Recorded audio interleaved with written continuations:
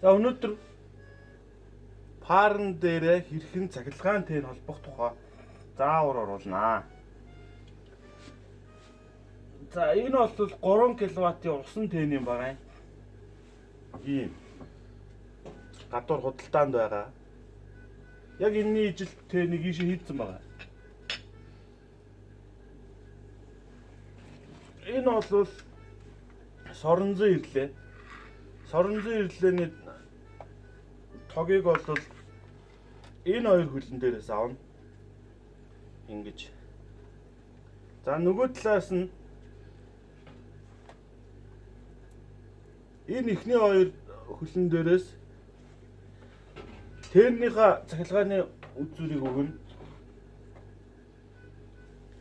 А1 А2 гэдэг үзүүр дээрээс дулааны мэтрэгч рүүгээ өгнө.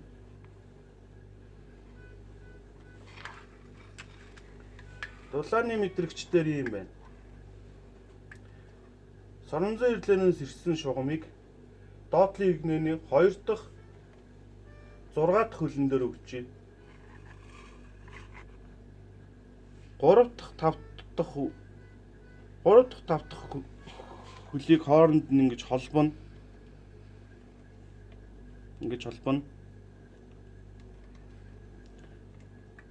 Доотлын игнэний 5 дахь 6 дахь хөлн дээр сетнийхээ тогийг өгнө, мэдрэгчийнхээ тогийг өгнө. Энэ нь. Дээдлийн игнэний 1 2 дээр фарныхаа мэдрэгчийг холбож өгнө.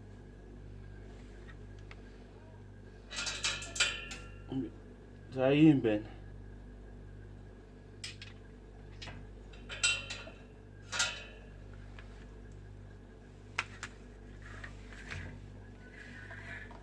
Тэгээ мэдээж гадна талаар нь гэр хийх хэрэгтэй.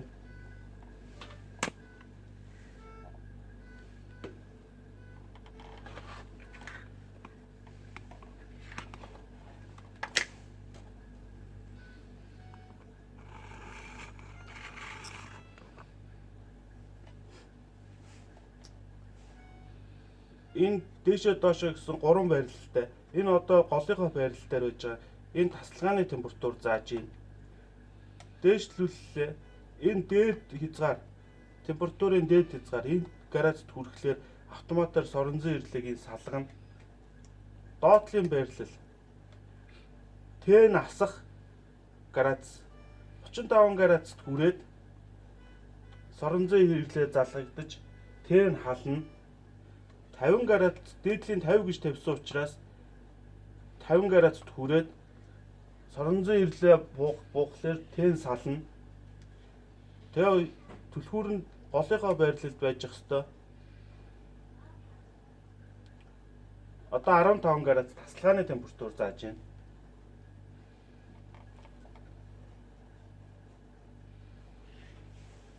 За